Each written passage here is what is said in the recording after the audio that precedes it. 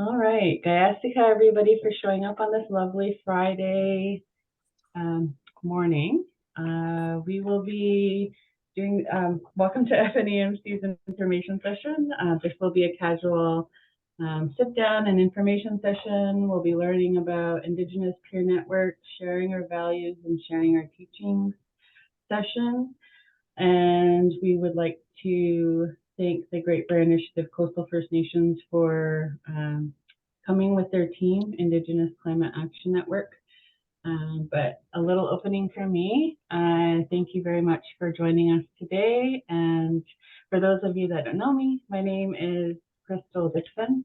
My Haistokh name is Dilkla Dudua, which means shining star.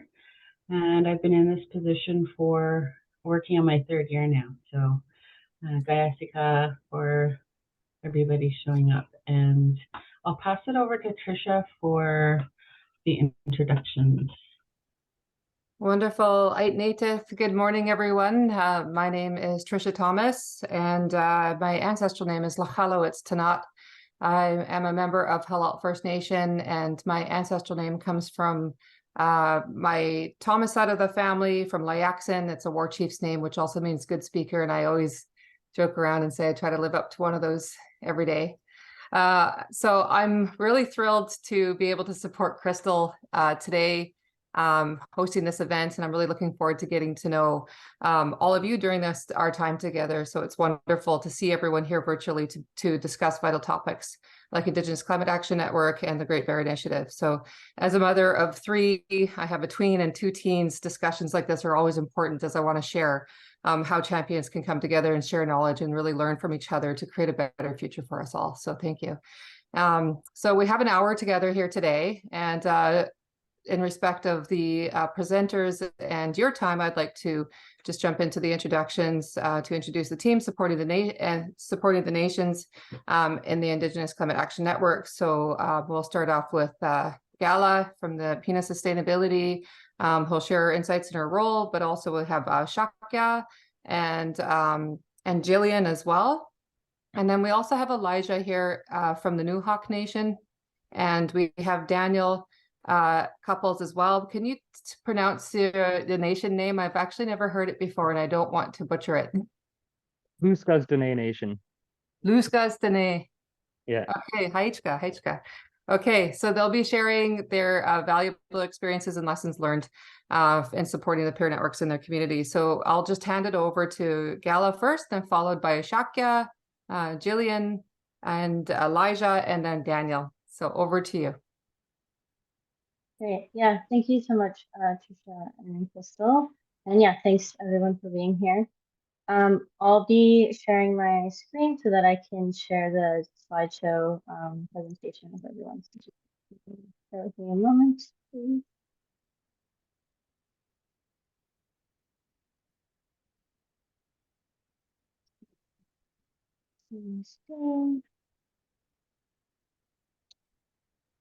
Great.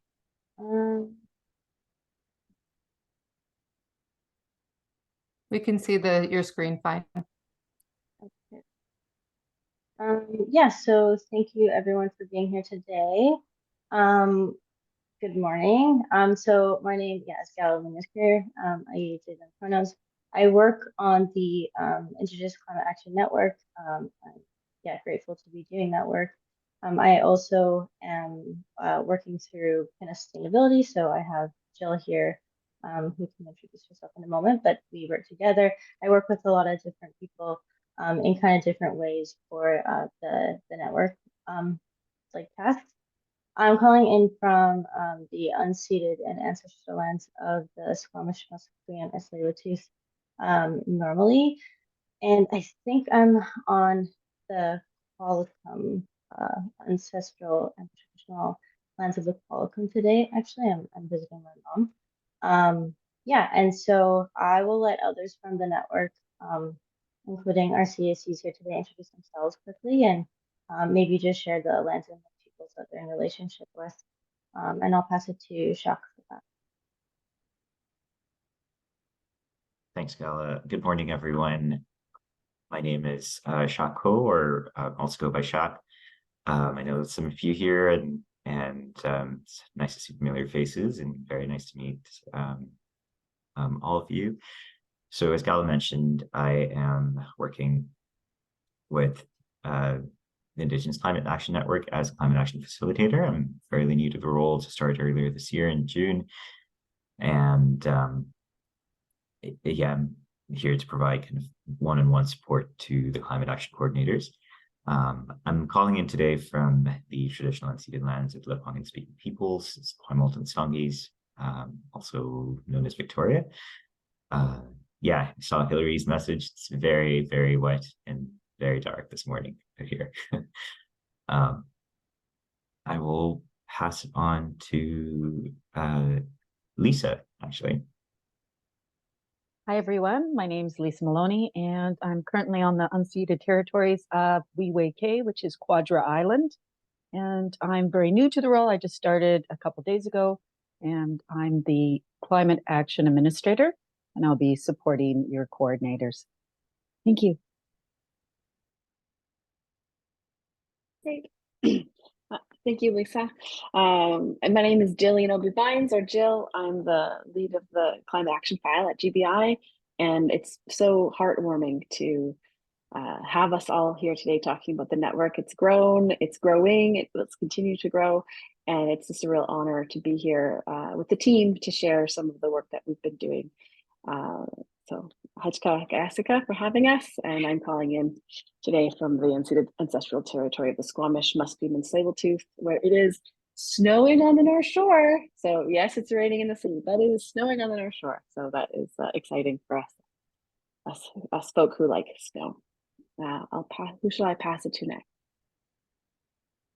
Maybe I'll pass it to Daniel. Okay, hi.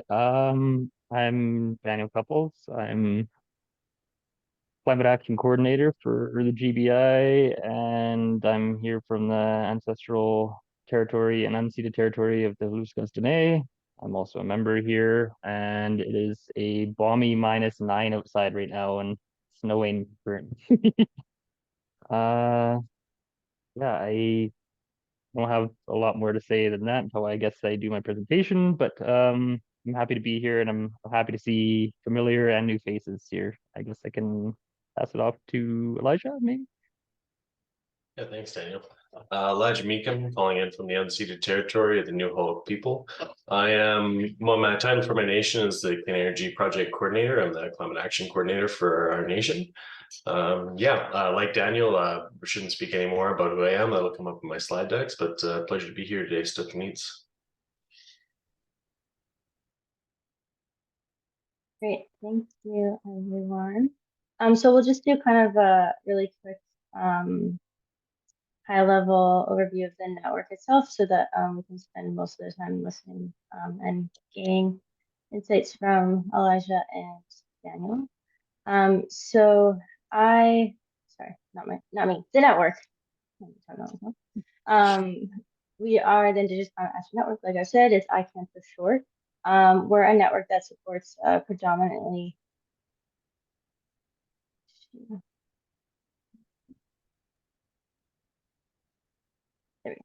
Indigenous-led community-based action work.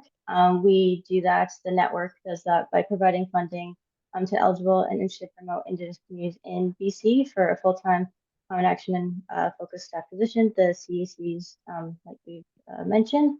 And we also provide capacity support, professional training, and networking development for them to help them plan and implement energy efficiency, renewable energy generation, and climate change resilience projects. We're predominantly funded by Natural Resources Canada, the province of BC Hydro. And I'll pass to Jacques for the last of the W's and H's. Thanks, Gala. Yeah, so as Gala mentioned, we have a core network of 14 CACs and a group of supporting network staff. So the 14 CACs are spread across 12 nations, both along the coast and in the interior of the province. The network staff, like the core network staff, includes ourselves here who are present. So Gillian, Gala, Lisa, myself, along with support from Dene Clement, and also the broader CFN GBI team. I'll let Gillian give more context in terms of where and when the network started, but in its current form, it was really begun back in 2019 with 8 nations, and we have since expanded back in 2022 to include additional nations all throughout the province as well. So it's a growing network, and yeah, very, very excited to be a part of it. Yeah, we'll let Gillian speak more to that. Thank you. Thank you. Thank you. Yeah, I was asked to, again, really honored to be here today to share about our network. I was asked to give us a little bit of the history of how we got to where we are before we pass the microphone over to the Climate Action Coordinator. So just a short history, and thank you, Shak, for starting us off. This work really started on the side of the desks of all of the leadership in the Great Bear Initiative Coastal First Nations communities. There was a reconciliation agreement signed in 2009, and then in 2011, a clean energy action plan signed by the province and BC Hydro. And that was an action plan to get communities off diesel, amongst other things. And at that time, much of the work was focused just on the sides of the desks of leadership, housing managers. There weren't dedicated positions, but there was a lot of work to do to try and support communities to meet their own clean energy goals and get off diesel. And so these communities work together under GBI, and I was asked to support. Very quickly, we realized that one consultant can't support all the nations to meet the goals. And so we worked diligently with our partners. I'd say an early partner was BC Hydro, worked diligently to raise some funds to create a program where we could have staff people in communities trained and working together, learning from each other on how to advance clean energy and climate-related projects, nation-led projects, and getting those skills. So thus was born the Climate Action Coordinator Network. So in 2019 is the first year we were in the position to hire CACs, and I think 4 of the CACs that were hired back in the original 19 are still with us, which is exciting, and others there's been some turnover, which is also exciting. So we've had lots of touch points with capacity development over the last years. It was noticed that most of the provincial processes engaging First Nations on clean energy, that was the climate action coordinators who were really able to have the space and capacity and knowledge to engage and advise on provincial initiatives, and the value, and also those are the communities that were really moving ahead in terms of getting projects going on the ground. And so it was seen as a tremendous strength to have climate action coordinators in community and the peer network available to support them with training and conversation to get what they needed to get done in their roles. So the province asked us to expand the network to all remote communities. So those are communities who are not on the integrated BC Hydro grid. So we have positions for eventually building out to 24 climate action coordinators in the province of BC for communities that are not on the integrated electricity grid. So we're in a growth mode. We've moved from, I think we had 6 or 7 when we were under GBI, and then it's moved. Now we're at 14, and as you see, we have some new staff on the team, which is helping us grow and formalize our work. And yeah, we're heading into next year. We'll be looking to bring more CACs on as well, as our team has the infrastructure in place to do that. So without further information from me, it's an honor to see everyone here and to work with everyone in the Climate Action Coordinator Network. It's amazing what's been achieved in each community.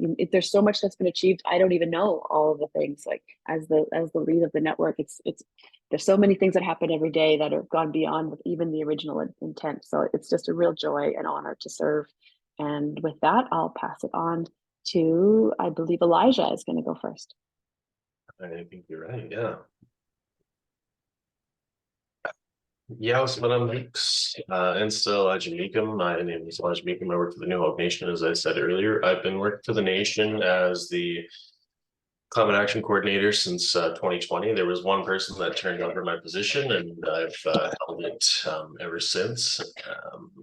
Yeah, that's me in a nutshell. Next slide. I was asked several different questions, and one of them was that how did I get here? You know, what led up to me getting hired on in 2020? So it's a lot of different things, but originally I went to school to become a wind turbine technician.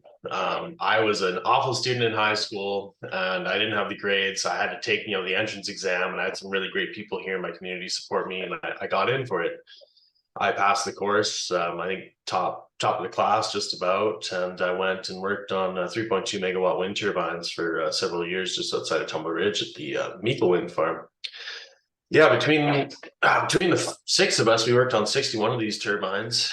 But when my personal circumstances led to me having to move away, I ended up having to work in the forestry industry for, it was only about 3-4 months, and that's when the lumber market crashed. And so, I was living in Williams Lake at the time and on the hunt for a job, and I tried for a job as an auto broker for Hub International, and I had to take the Cable Level 1 exam, which I was so stressed out for, but having taken the entrance exam for college and passing it, I had that drive to push myself, and I passed the exam my first try, which I was really proud of myself for. But I ended up working in that job for just about a half a year until my spouse gave me an ultimatum. Well, not an ultimatum. She was like, I'm moving back to your hometown. Are you coming with me? And I was just so surprised, and I had no plan. I gave her the summer, and she moved back to Billakula, and I followed her about 3 months after that with no plan except for to work on my mom's little chicken farm and cut firewood and, working odd jobs here and there. And it was one day I was driving down the valley, and I just got the urge to listen to our Nuxalk radio. And sure enough, the first thing that I heard was, "Are you interested in working in clean energy?" And I just thought, wow, is that a moment? And so I got the contact information of the guy I needed to go see in my band office, and I turned around. I didn't even know what I was going to do. I just turned around, went and typed up my resume the same day. And, by the time I was done, it was dark. So the next morning I went into the band office and I seen Vince Robinson, and man, we sat down for three or 4 hours and just talked about clean energy projects and our NIA and how I could be involved. And he practically hired me on the spot. And so it's been 3 years now. Well, actually, geez, we're coming up on 4 years already. So yeah, that's my background. That's how I got here. So next slide. Yeah, Vince was grateful to find me, Gillian. We really balanced each other out. Vince was he was the visionary for our clean energy goals, and he was all over the place and high energy, and we got to do this, we're going to do this next. And I started taking my project management training and kind of pull in the visionary a little bit, right? Make it a little bit more attainable. Let's start with reasonable things first. But using the peer network, well, I'm trying to rein in Vince and figuring out my own position and what I should do. I spent lots of time with other climate action coordinators going, how did you do your heat pump projects? You're working on a run of the river. How's that going? Like, how does it work? How's it working with BC Hydro? Is it working? Is it not working? And just figuring out who all the players are at the level that I need to interact with. And so that first year, really, it was such an eye opener for me to see all the work that my climate action coordinators were doing and how they were doing it, what funding they were using to do it, and then where they were at in their processes. And it was a huge benefit to me. Next slide, please. Yeah, the values that I bring to the Climate Action Network. I am so stubborn. I want to get our community off of diesel. I want to work myself out of a job. That's my objective here, is so that one day we're not burning diesel here, and I can go cut firewood again. I can go help my mom on her farm, But yeah, passionate. I want to make sure that our territory is clean air, clean drinking water for those who are yet unborn. And I do have an aptitude for telling bad jokes. I thought I'd throw that in there. Yeah, the picture there is me earlier this year at our spook ceremony, our Ooligan ceremony.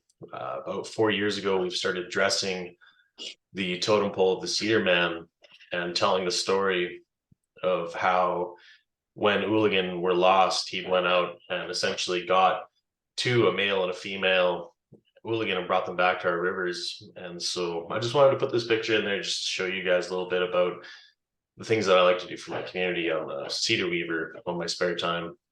So yeah, next slide. Youth mentorship opportunities. So this year was actually like a really big one for me and Terry in terms of working with youth in our community. taken on career students earlier in the year, 2 of them. And honestly, one of them was like, if he wants to be, he could definitely fit in the clean energy space. He's very techy. He's a really intelligent kid. And the other kid that we got in the career student placement was like following his best friend. And as soon as I was talking about energy and like upgrading computers and all this fun stuff, his eyes would just gloss over and I'd lose him for the rest of the day. Whereas his buddy there, he ate it all up. And every time he sees me in the community now, he comes up and he tells me all the things that he's working on at home. And he's just such a lovely kid. We got 2 other summer students over the summer as well. Lindsay and Shalandra, we had those kids working on learning filing systems, some of the more admin backside. We had them write proposals for us. So they'd actually wrote 2 proposals for solar, mostly solar and lighting around our community. I'd asked them to read through our CEP, our community energy plan, and then find any smaller gaps, within about $10,000 range. And then we went ahead and funded those. So it was an awful lot of fun to work with the youth in our community this summer. In years past, I had went into our school systems and I've done presentations. I'll take the clean energy drone with me. I'll bring an older computer. I'll teach the nerdier kids how to upgrade their gaming PCs and then talk about, the diesel we're burning in our community and our relationship with BC Hydro. And yeah, very important to do that. Yeah, next slide, please. So considering elders' perspectives, we've done so much work around working with our elders that I kind of word vomited on this slide. So I apologize a bit for that. But but the first point there, I really wanted to highlight one of the first things that I worked on for our nation was our Climate Action Resiliency Plan Phase 2, which was essentially taking the work of the Climate Action Coordinator before me and then finalizing it, doing the community engagement steps, and then getting it endorsed by our council. And so I went out for quite a few weeks and just had door-to-door tea time with elders and, walked them through the different aspects of the plan and like, this is what we want to do. These are the areas that we want to investigate. Do you have anything to add? Is there anything that we're missing? And then grabbing firsthand accounts as well of, what it was like when they grew up. How hot was it? How cold was it? What were the bugs like? How many different animals did you see in our territory and where? And, we recorded lots of these different metrics from our elders, and it was honestly amazing, and it kind of leads me to the second one. The elders' perspectives are incorporated into ourselves. And like, I'm not trying to cop out on the answer, but I did have one of the elders that I've always gone to throughout my whole life. She told me that essentially all the teachings that I've heard and listened and taken into myself over the years, like, she trusts my decision making. Like, I don't need to go to her all the time, she trusts me. And if I think it's the right thing to do, still do the bigger community engagement sessions, but quit coming here and bugging me about all your band office questions, because I've been doing it for years and years and years and years. But, that was a moment. I almost cried right in her living room there when I was collecting information. I was just like, oh my goodness, it was just such a huge thing for me to have gone off to school and had my little journey and then coming back to my community and then being told by an elder who I really respect, that she trusts my decision making. That was that was really, really something for me. On the more cold procedure based side of things, considering elders and programs and projects, like, first and foremost in your mind, like you think about a potlatch or a ceremony, elders get served first, right? Period. It's just, that's the way it is. Like, if you see an elder in your family that doesn't have food yet, you're getting them food, you're dishing them up. They do not stand up. They need drinks, you go get them drinks. Not to put on the nepotism there, but that's, just in ceremony. And so then pulling that back into projects, that's where you just, in your mind, elders are first. So if I'm going to be doing retrofits at homes, elders are first. When I get those assessments back, I'm going to filter out all of the elders that I've already highlighted and go, okay, now let's assess and let's start from this, and then let's move into single families, people with disabilities, and then singles that have their own homes, right? Just in that instance of retrofits. So that's one way I'm considering elder perspectives. Next slide, please.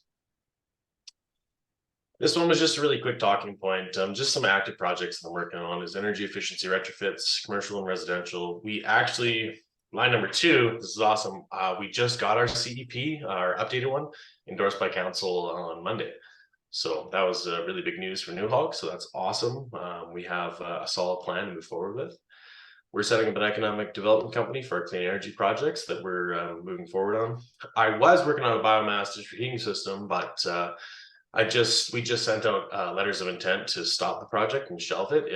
In the business case phase of this project, it was shown to not be viable for our community for a number of different reasons. So that was interesting to work on and lessons learned. We also have a BC Hydro meter reading contract. So we have a Nuxalk person that goes around once a month and reads all the meters here. Then we have a BC Hydro empowerment program. So anybody in our community that's having issues with BC Hydro's billing, understanding billing, setting up payments, and then, you know, if you think there's something wrong with your BC Hydro payments, you know, come in and see us, and then we walk you through how your bills are done. You know, if you're paying tax and you shouldn't be, we can help you take it off. And it's one of the more empowering programs that we run here, and it's one of my favorites. Yeah, next slide.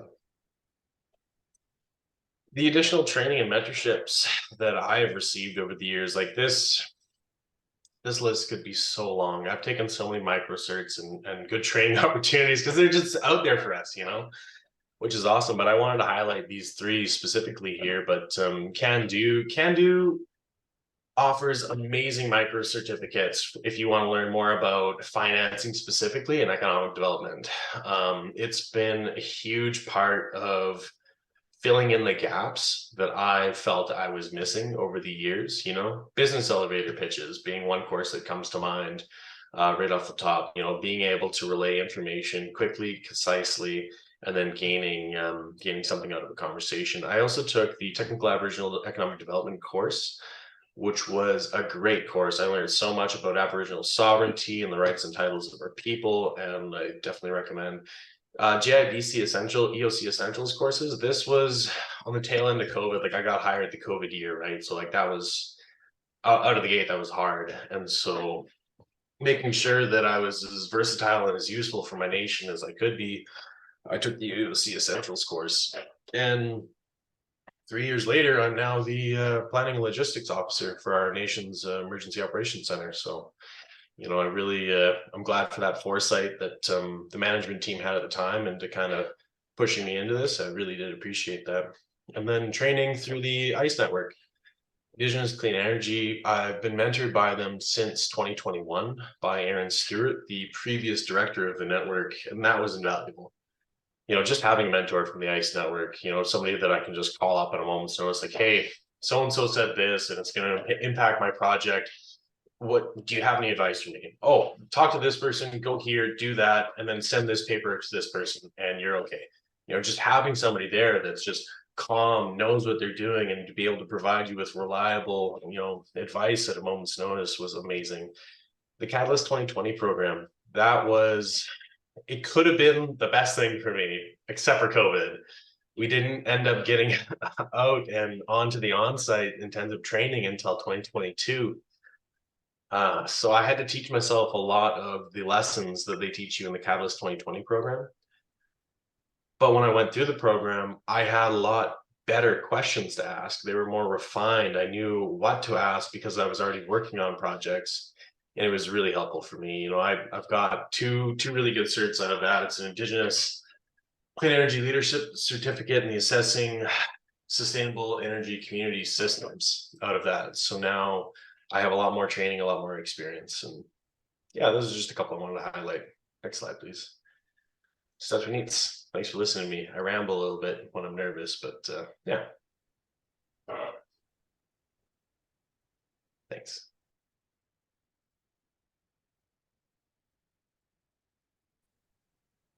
Yeah, Elijah, I just want to make a few comments here, and if anybody else in the room here has any questions, feel free to raise your hand.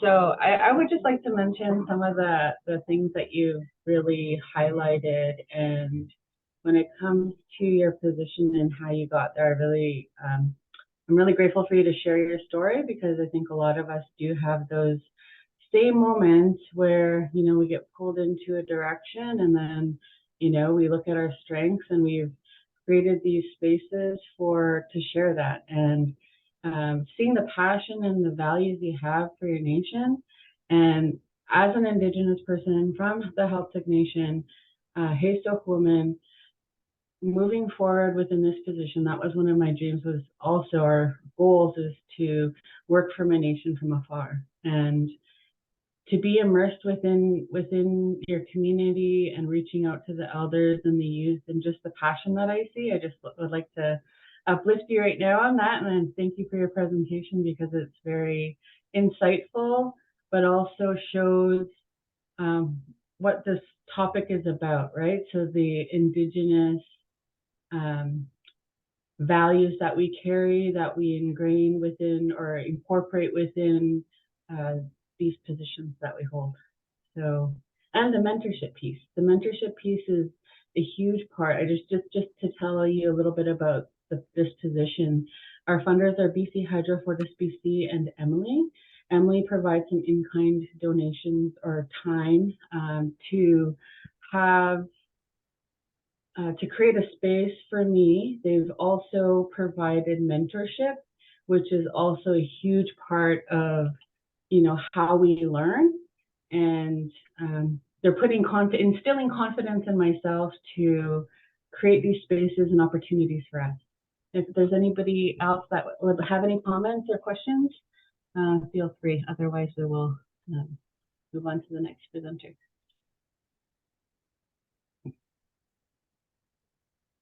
I have a couple comments in the chat, and if feel free to use the chat as well. So we will move on to the next presenter if we don't have any other comments.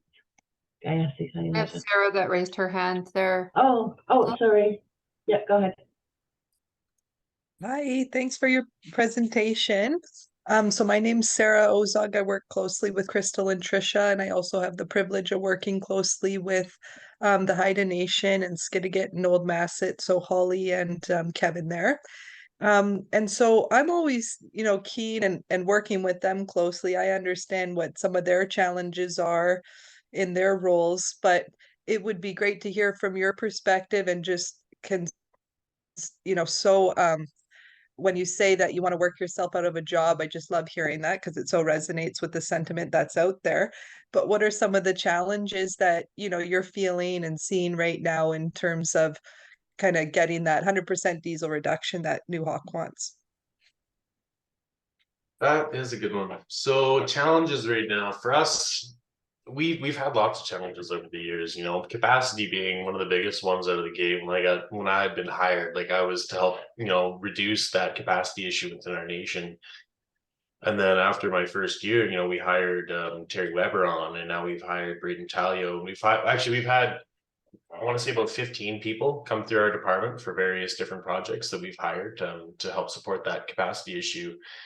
And so it's fine to just say a capacity issue, but you know the work that goes into that, right? It's, you know, all the project proposal writing that you have to do just to find the wages to hire somebody for a couple of years, and you're looking at hundreds of thousands of dollars. And so putting that extra level of work into it has definitely been there for us, and it's been challenging, but we've created really good partnerships and really good connections with the government funders and then private funders, and you know, it's just developing those relationships over the years that has been challenging. Now that we've gotten there, we're actually in a capacity issue again, but it's kind of a good spot to be in. You know, we have too much funding availability now and too much work that we could be doing. And like, just to highlight a project that I got going on, won't name names, but I didn't have the capacity to oversee the project myself because of the other things that I'm working on.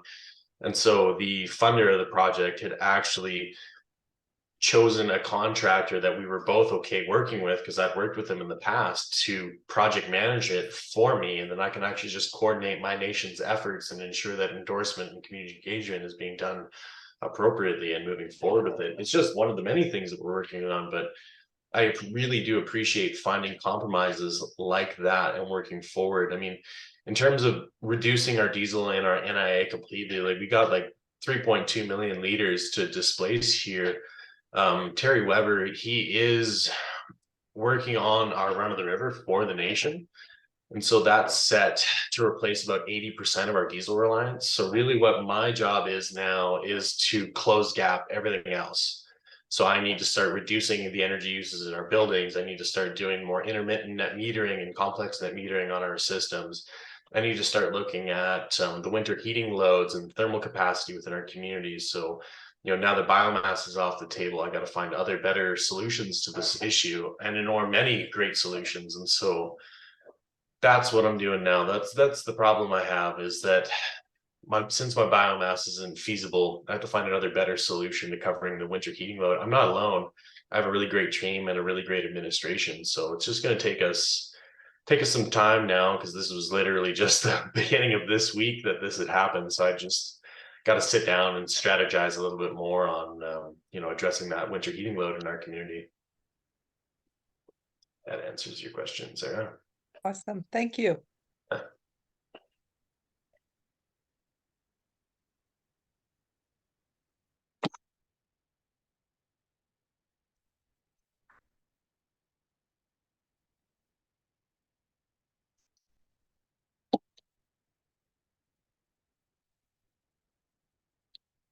Yeah, I think no more questions. I think we can move on to Daniel. Okay. No, yeah, thank you, Elijah. Yeah, that was excellent, and it's actually really good to hear from another climate action coordinator about your role and what you do and the projects that you're working on. It's kind of giving me some ideas thinking about the future here, actually, to be honest. But so yeah, I guess I'll start. I'm Daniel Cupples, climate action coordinator for the Lhoosk'uz Dene Nation. I'm fairly new in the position. You can move on there. Next slide, please. Yeah, so I started my career actually not in environmental work whatsoever, or any kind of climate change work. I've actually been in industry most of my career. I was equipment operator when I first started working out of high school, and I got into mining and heavy civil infrastructure and sorry, and pipelines and things like that. And eventually I kind of worked my way up into management and started taking management courses and stuff, and eventually got to the point where, like it didn't really feel super right. Yeah, I guess truthfully speaking, it was a lot of my personal life was kind of falling apart because of it. I was spending a lot of time on the road, doing like jobs 3 weeks in, 1 week out, or 2 weeks in, 1 week out, and I was traveling quite a bit. And the 1 week I had off, I would spend like 2 of those days traveling, coming back and forth. So, my life was kind of falling apart a little bit. Like my personal life, I had a, wife and kids, and then earlier this year, like it was kind of coming to a standstill to the point where I ended up just quitting my job. Actually, I went on stress leave is what I ended up ultimately going on, and I never ended up going back. I was a supervisor at the Blackwater mine that's opening up south of Vanderhoof there, and I was in earthworks there, and I eventually got out of that and spent a couple months kind of reconsidering my life a little bit, um, figuring out what I wanted to do next. I knew I wanted to do something that I could, you know, be closer to home and work on a more steady schedule and see my kids more and, be around my family more and such. And I was found by Gina at the band office in Quesnel. She ended up contacting me, and she was looking for an operator for the biomass, the CHP plant that we're starting up here. And she ultimately just hired me as an operator for that plant, under the climate change network, like as a CAC operator. And so I didn't fully know what that entailed, but it seemed like a very interesting opportunity, and so I jumped headfirst into it, and that was in May this year. And then I had a pretty bad tragedy earlier this year, in the beginning of June. And so I ended up taking some time off from that, and I again had to reconsider my whole life again. And you know it felt like at the end of the day that was where I was supposed to be initially. So I asked them if I could continue doing that work as a CAC, or just as a plant operator, I guess, because I didn't really know the full details of it at that point in time, to work for the nation, and they're more than happy to have me back. So I started officially in August, as Lhoosk'uz Dene's climate action coordinator. You can go to the next one, please. Yeah, so like I was saying, I wasn't fully even aware that there was actually a network actually. Um, I was hired under the premise of being a plant operator and to do like future infrastructure projects for the nation. And I didn't, the only thing that I knew about the funding for my salary was that it came from the GBI, the Great Bear Initiative. And since then, I've long since met a bunch of members from the GBI network. I met a bunch of them in Montreal when we had the conference, so the adaptation conference, and I've met a bunch online since then. But yeah, I've used the network for, bouncing ideas off of people and getting opinions and looking for applying for grants and looking out for future possible training. And I've been really, really grateful for that, because I had no idea that anybody was even out there to be able to talk to, right? So I felt like I was kind of just like alone with my boss, and she was, like Elijah's boss there, very, very had big visions about the future. And it felt like the same kind of deal. I almost had to like rein in some of those visions, but I also had a lot of ideas in my head too, so we were both kind of like a little bit whimsical together a little bit there for a while. And it felt really good to have a network of people to bounce ideas off of and help talk to and move forward with some of these ideas, right? So it's been an absolute pleasure to have everybody here. But like these pictures here, this is just, me meeting people over in Montreal. And it was yeah, it was a really, really good experience over there. I was so grateful to have that. You can move on next one, please, Gala. Um, yeah, so bringing the values of the nation to the network, that was that's a big thing for us here, right? So, we don't have any like designated mantra that we go by. Um, but I mean, like, there's a lot of things that we hold in high regard, like not just in the office, but as a nation in general, the way we conduct ourselves, right? So, a lot of those kind of speak for themselves, but going, past that, we have like taking care of those around us, right? We make sure that everybody's kind of taken care of. The only reason we look at other people's bowls is to make sure there's enough food in it, right? We're not here to try and get above everybody else. We're here to try and make sure that everybody can succeed and be healthy and happy in their lives, right?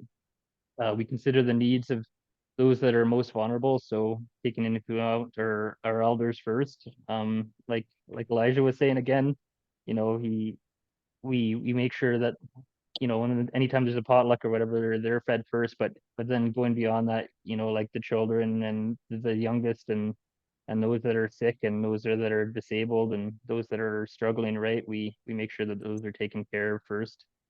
So we consider the needs of the vulnerable, right? We treat the earth and the inhabitants with respect. So it's not just the earth and just everything on it, that includes ourselves and the plants and the animals and everything around us, right? So we only have one planet to live on, and I know the billionaires are trying to make spaceships to go to other planets, but so far we're stuck here. So, we best take care of what we got right now. And I think that's a really, really good value to live by too. And I think that's, a big part of what we do with the Great Bear Initiative is we're trying to treat the earth and the inhabitants of it with respect, right? And we also try and do what we know to be right. People's definitions of right and wrong can vary, person by person, but I think most people can agree on most things, right? Like living by the golden rule, treat others how you want to be treated yourself, right? And I think that's my own personal mantra of doing what we know to be right. So I try and follow along that, and I bring that to the network if I can. I try and follow all these mantras, and I try and conduct myself in that manner, right? You know, so it can't just be talking the talk. You have to walk the walk as well too. And so, you know, I keep that in mind whenever I talk to anybody in the community or make any decisions that have to be made out here. Being truthful and honest, that's really, really important. Going beyond that to try and being transparent with the work that we do as well. Letting everybody know exactly what it is we're doing. If they have questions about what we are doing, opening, you know, kind of all our books up to them and make sure that there's no dishonesty or, you know, like everything has been like consulted upon, and any decisions that were made has to be completely transparent to, you know, not only like everybody in the office, but everybody in the nation in general, right? If anybody has any questions about what I'm doing, I have no problem sitting down and talking to them and having a full discussion about exactly what it is I'm doing and how it is exactly any kind of money is being spent through our division or whatever, right? Because if we don't have people's trust, then how can we carry on the work going on in the future? And taking responsibility of our actions. So if we do make mistakes, you know, own up to it right away, be honest about that. That follows back into the honesty section of things, right? You know, we're only human, and humans do make mistakes. Just own up to it and get it out of the way and carry on.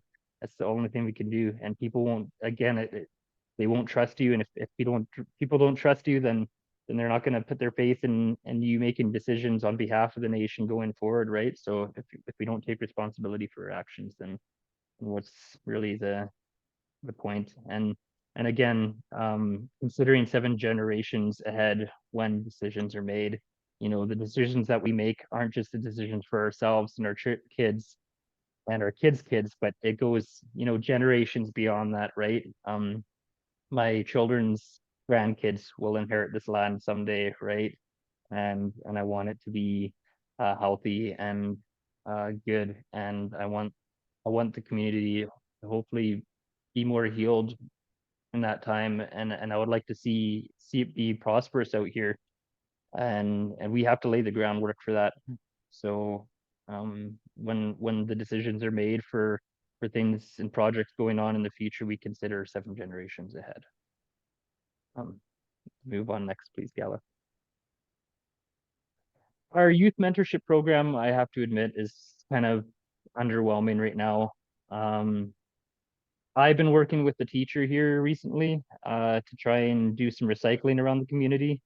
So we're getting the kids involved, and we're telling them to go to house to house and collecting people's cans that they're trying to get rid of, and teaching them how to sort it. And I've just recently come up with a small slide for the kids, you know, kind of telling them a little about the CHP unit that we have out here, like the biomass project, and explaining, you know, the benefits of that, and you know, we talk to them and try and cater to them and try and get them interested in these things, right? But as of right now, we don't have any full youth mentorship programs. We do have, like, not with the climate action coordinator side of things anyways. We do have some small programs in the community. One fella there, Mateo, he just recently trained one of our young members, Lily Fraser. She just is graduating high school this year, but she's going to be taking over the youth mentorship program, and he was a youth mentor as well. So it's nice to see that, you know, kind of carrying on. He's moving on to other things. I think he's going to go travel the world actually, and now Lily's going to take over the youth mentorship program going forward next year. So, you know, it's nice to see these younger people handing, I guess, the torch on to even younger people yet, and hopefully carry that tradition on. So but yeah, like I said, overall there's not a massive youth mentorship program out here, and I think keeping that in my head, I think I'm going to look at starting something hopefully next year. I got my brain worked up about this now, thinking about it. But yeah, overall, no, it's not something that we've put a lot of focus on, but it's something I think that we'll be focusing on here coming in the future. You can next, please. Yeah, considering the elders, so these are some fun photos here. That's my Adu, my grandmother in the bottom left there with the leaf on her nose. But these are some of the young ladies that we have in our community, and they're all very lively, happy people. I love talking with all of them. They all have a great sense of humor. Every major decision that we have here, um, you know, we have to have elder consideration.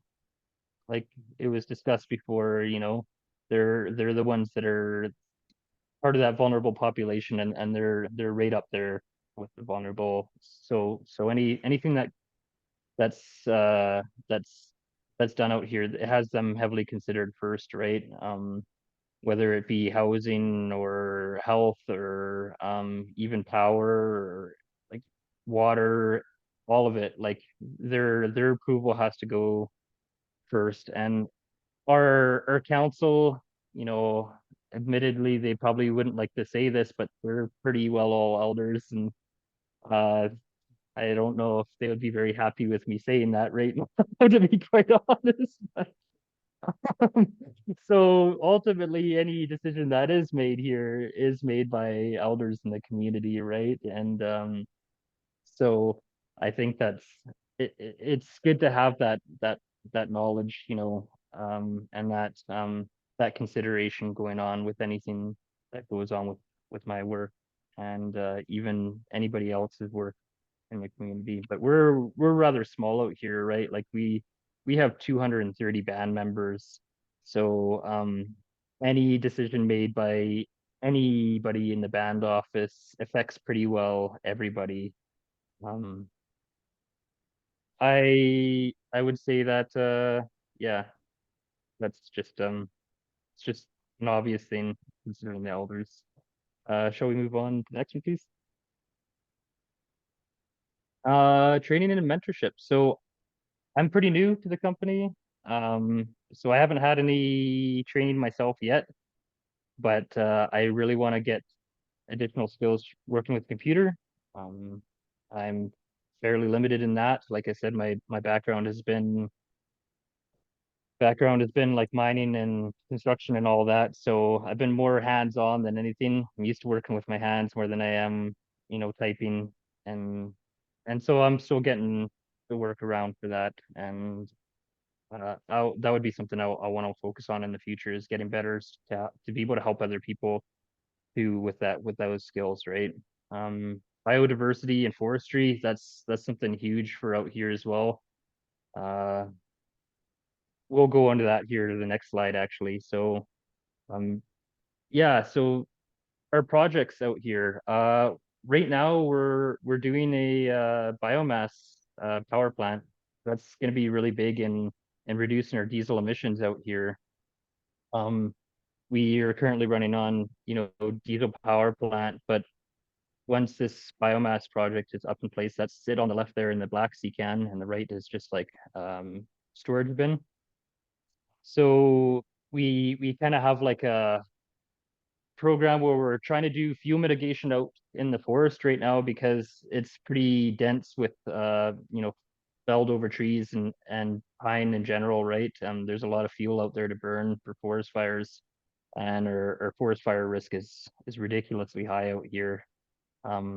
Everywhere outside of Lhoosk'uz is pretty well burned down, and we're like one little oasis of green out here. So we're going to be trying desperately hard to make sure that stays that way. So this winter, we're currently working on a project to reduce the fuel out there. We're in the middle of acquiring a sawmill, so the fuel that we end up felling and sacking, we'll probably try and run it through the sawmill and produce our own lumber out here to lessen the cost of infrastructure projects going on in the future. And then all the cuttings from that will be running through the chipper to add to the CHP unit and one cohesive unit. So that's our immediate plan. That's what we're working on right now. It's going really well. I'm hoping we're gonna be fully operational by February, but we'll see. I'm not gonna be too I'm not going to be too optimistic, but that's my goal here. In the future, we're looking at doing tree nursery projects out here. We want to be able to sell plants to the Blackwater mine when they're doing the rehabilitation program, but also to be able to plant our own trees and stuff out here for a lot of the burnt out forests that we have, and a lot of loss we've had out here. So to be able to replenish that, we would like to be able to start our own tree nursery program, greenhouses, more solar panels, because the CHP unit is like going to just barely cover the energy needs of the community once it's up and going. Solar panels to reduce that geothermal energy and heat, because we're near some tectonic lines here, and we actually don't have to drill down very deep to get to those geothermal layers. I think it's only like 40 feet, which is ridiculously shallow. So we're looking at that in the future. And then in the future, one day for my own personal goals, I would like to be able to make this place completely independent. So doing our own manufacturing if we need to, parts and tools, whatever we need to, even if it's working with just local communities or whatever. But ideally, it would be nice to make the community entirely self-sufficient. Yeah, that's pretty well what we're. Yeah, Shania, yeah, I appreciate everybody listening. My hands are sweaty as hell right now. I was nervous too talking. I appreciate you guys listening, and if you ask any questions. You did a great job. Thank you so much. We learned so much. Thank you. Yes, very good job. I just wanted to make a few comments, but I can do that after if anybody else has any questions or comments. Unmute yourself. Well, I know that we're getting close to time, and if everyone gives us permission to go a little bit over, we do have a door prize that Crystal wants to give out to some lucky participant here today. But yeah, absolutely, Daniel, thank you so much for sharing your journey. And I really love the fact that you're going to be focusing on that mentorship program for the youth. That's so important when we talk about the next generations and passing that torch on. So thank you. And I really like that picture of your grandmother with the leaf on her nose. It's so true that, our elders don't only just share the wisdom with us, but they share that humor, and it's so important for us moving forward. So yeah, very inspirational work that both of you are doing. So Heitsapka for both of your presentations. And I hope you get to learn lots about computers, because things will happen a whole lot faster. I know that. Yeah. A lot of my family members are struggling with that technology piece, but you're Yeah, here. like, It's awesome. I've done like small spreadsheets and just like time cards and stuff like that, reports and all that. But like most of the running in Excel and making PowerPoints, all this is pretty new to me. So I'm eager to learn more. Awesome. Well, once again, thank you so much for both of you for sharing your journey. And yeah, Heitsap, Gillian, I see your hand up. Yeah, that's my virtual hand. Okay. I so appreciated that, and just to kind of show the unique attribute of like our network is very organic, and it was mentioned that computer training would be helpful for many of the CACs. So Gala and Shak have put together some computer training kind of specialized to like actual programs that folks are interested in using in their jobs, and that's about to roll out as well. So just to I thought I wanted to share that as a window of how our program is set up to be organic, to really meet the needs of CACs when they emerge, and understand, support in those ways. So yeah, so I want to raise my hands to the GBI team as well, who's been trying to be there with the CACs to understand what the needs are and to put those supports in. So I just wanted to think, in addition to thanking Elijah and Daniel for showing up and sharing bravely. It's so valuable to for all of us to hear. I also want to thank Gala and Shak for all that they work, all the work they do every day behind the scenes, and to Lisa, who's going to jump right in there and support as well. So Gasika, Hachka, thank you, Hawa, for having us. Excellent. So Crystal, I'll pass it over to you. Yes, Jessica, yeah, thank you for the presentation, and it has been, I've learned a lot, and I'm glad that We are doing it in a holistic way where our nations are supported, the climate action coordinators are connected, and we're sharing our values and the knowledge that we carry with the nations that we represent. So I will share my screen, so I'll take over. So I'm hoping that we can upload this video onto our YouTube page, and I'll send out kind of a briefing, and I will email Gala about the presentation for those. I see Molly had asked if we're going to have she's going to have some access to that, which I really like to encourage. So yes, the answer is yes, Molly, we will try our best. So what I did here for the door prizes is I put all of the nations on the list and I put it on this wheel. So if I have missed anybody, I'll just read it out too because we have one person on the phone, and it's Elijah, Daniel, Jade, Molly, S. Shakya, Terry Weber, Pamela Wright, and then the 604-353-8553 number, and John's iPhone, and Muriel Sam. So if I've missed anybody, please put it in the chat. I think I have tried my best to get everybody, but we do have 2 door prizes, and it is 2 visas for $125. So wanted to put it in that theme so that, you know, Christmas is coming and, you know, it would be helpful. So I don't see anybody's name in the chat that I've missed, and I will. Okay. I will spin it. Good luck, everybody, and thank you for joining us.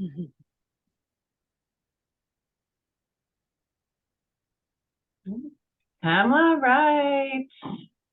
Pamela Wright, you won that. So I'll email you and I will get your mailing address so we can get that to you. And we'll take one more spin.